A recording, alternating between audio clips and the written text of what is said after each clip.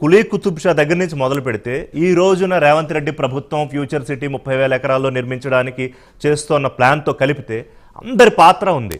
So ఇవాళ ఎందుకు పెట్టానంటే దీనికి ఒక ఫుల్ స్టాప్ పెడదాం.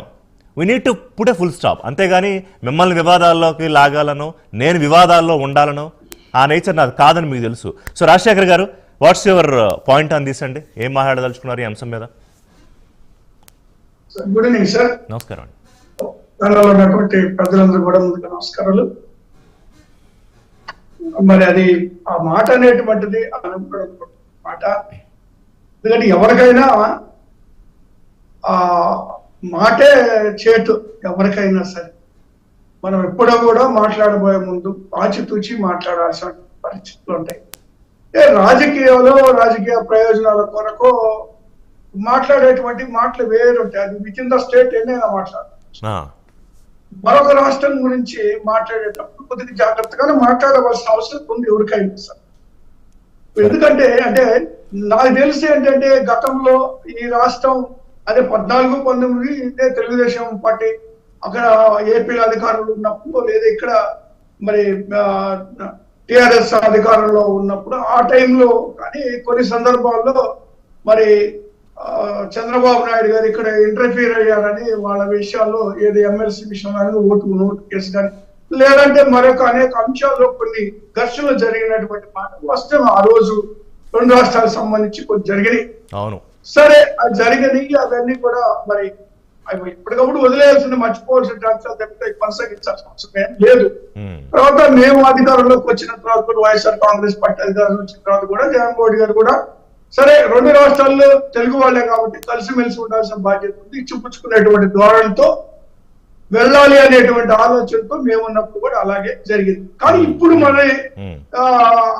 మరొక వివాదానికి తరలేపడం అనేటువంటిది, అందులో ఇప్పుడు రాజధాని కూడా లేని రాష్ట్రంపై ఇంత అక్కస్ అనేటువంటిది ఎవరికి కూడకూడదు అనేటువంటి నా అభిప్రాయం. ఒకవేళ ఆయన మరి యాదృచ్ఛికంగా ఏదో మాటలు అట్లా అన్ఎక్స్పెక్టెడ్ అని ఉంటే, అది కావాలని అంటే మాత్రం అది సరైనటువంటి పద్ధతి కాదు. ఎందుకంటే ఇప్పుడు ఈ వ్యాపారాలు లేదా ఈ కంపెనీస్ అనేటువంటి అటు నుంచి ఇటు వస్తే ఇటు నుంచి అడుగుపోతా ఉంటాయి. ఎక్కడ అనుకూలమైన పరిస్థితులు అక్కడ వెళ్తారు, మీకోసం మా కోసం, లేదంటే ఆడ ముఖ్యమంత్రుల కోసం, ఏడు ముఖ్యమంత్రుల కోసం ఎవరు వచ్చేవాళ్ళు ఉండరు. వాళ్ళు పెట్టేది డబ్బు, వాళ్ళకి కావాల్సింది లాభాలు, వాళ్ళకి కావాల్సినటువంటి ఇన్సెంటివ్స్. మరి ఏ రాష్ట్రంలో ఎక్కువ ఉంటే ఏ రాష్ట్రంలో ఎవరు ఇస్తున్నారంటే అక్కడికి వెళ్తుంటారు, సహజంగా వెళ్తుంటారండి. ఏ రాష్ట్రానికి ఈ రెండు రాష్ట్రాలు కాకుండా వేరే రాష్ట్రాలకు వెళ్తున్నాక కర్ణాటక మీరు రైట్లీ మీరు ఒక పాయింటెడ్ అవుట్ చేశారు రాజశేఖర్. రేవంత్ రెడ్డి ఇండియా టుడే కాన్క్లేవ్లో ఇదే మాట. అంటే గిఫ్ట్ సిటీ ఎందుకు వెళ్ళి పెట్టుబడులు పెడుతున్నారంటే అక్కడ కల్పించిన ఒక సూపర్ బెనిఫిట్ ఏంటంటే అక్కడ ఎవరొచ్చి వాళ్ళు పెట్టుబడులు పెట్టినా అక్కడేం ట్యాక్స్ కట్టక్కర్లా. కొంత టైం పెట్టారు ఆ గిఫ్ట్ సిటీ విషయంలో. సో అక్కడి నుంచి ఫారిన్ ఇన్వెస్ట్మెంట్స్ వస్తున్నాయి, ఇతర రాష్ట్రాల నుంచి ఇన్వెస్ట్మెంట్స్ వెళ్ళి అక్కడ పెట్టుబడులు బ్రహ్మాండంగా పెడుతున్నారు. అలాంటిది హైదరాబాద్కి మాకు ఎందుకు ఎవరు అంటే, yes it's a right point. అది హైదరాబాద్కో లేకపోతే ఆంధ్రప్రదేశ్కో అలాంటి ఒక అవకాశం ఎందుకు రాదు అని కూడా మనం క్వశ్చన్ చేసుకోవాలి. ఒకటండి రిషి గారు, ఇక్కడ విచిత్రమైన అంశం ఏంటంటే తెలంగాణకు సంబంధించి ఏ రాజకీయ అంశం వచ్చినా లేదా ఏ ఎన్నికలు వచ్చినా కూడా ఆంధ్రప్రదేశ్ గురించి మాట్లాడటము లేదా నీటి వివాదాల గురించి ఒకరి మీద వాళ్ళు తెలంగాణలో ఉన్నటువంటి కాంగ్రెస్ పార్టీ కానీ లేదా బీఆర్ఎస్ కానీ వాళ్ళిద్దరూ తిట్టుకునేటువంటి అంశాల్లో ఆంధ్రాన్ని చేర్చి మాట్లాడడం అనేటువంటి ఆనవాయితీ అయిపోయింది. ఎందుకంటే మీరు వాళ్ళు ఉన్నప్పుడు మీరు వాళ్ళతో బాగున్నారు, లేదా వీళ్ళు ఉన్నప్పుడు మీరుతో అదే కదా. ఇప్పుడు ఇవాళ బుద్ధా వెంకన్న అదే అంటున్నారు, జగన్ మీరు ఉన్నప్పుడు బాగా రాసుకు పూసుకున్నారు కదా, ఇప్పుడు జగన్ గవర్నమెంట్ కాదు, గవర్నమెంట్ మారింది. ఏ ప్రభుత్వం మారినా డెవలప్మెంట్ కదా కావాల్సింది. అదే సార్, ఇప్పుడు అంతకన్నా ముఖ్యం ఒకటి ఉంది సార్. ఇక్కడ ఇద్దరు కూడా తెలుగు ప్రజలు. ఆంధ్రప్రదేశ్ సంబంధించి లక్షలాది మంది ప్రజలు తెలంగాణలో ఉన్నారు, హైదరాబాద్ లో.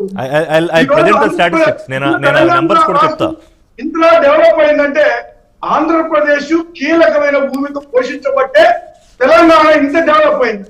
ఇన్ని దశాబ్దాలుగా ఎంతో మంది కష్టపడ్డారు. ఈ రోజు సినిమా ఫీల్డ్ ఏమైనా చూసుకున్నా, రియల్ ఎస్టేట్ చూసుకున్నా, ఫార్మా చూసుకున్నా, అనేక వ్యాపారాలు సార్ అనేక వ్యాపారాల్లో మరి ఆంధ్ర వాళ్ళు ఉన్నారు. ఈ డెవలప్మెంట్ లో భాగస్వాములు అయి ఉన్నారు. అలాంటప్పుడు ఒకరినొకరు మాట్లాడుకోవడం అనేటువంటిది ఎంత గొప్ప సంభవం బాగా అంటే చెప్పారు. రాష్ట్రాన్ని విడిపోవాలనేటువంటి ఉద్దేశం వచ్చినప్పుడు ఎన్నో మాట్లాడుకున్నారు. అయిపోయింది. విడిపోయింది రాష్ట్రం. ఆ అంశాన్ని ఇంకా క్లోజ్ చేశారు. ఇప్పుడు కలిసిమెలిసి ఎలా ఉండాలి అనేటువంటి అన్నదమ్ముల్లాగా ఇచ్చుకునే ధోరణితో వెళ్ళాలనేటువంటి ఇంగిత జ్ఞానాన్ని రాజకీయ పార్టీలు మర్చిపోతున్నాయండి. ఒక పార్టీ అని కాదు, ఎవరికి అవసరం ఉంటే వాళ్ళకి అవసరాలకు అనుగుణంగా వాళ్ళు విద్యాసాగర్ మాట్లాడుకుంటారు. గారు, ఎస్.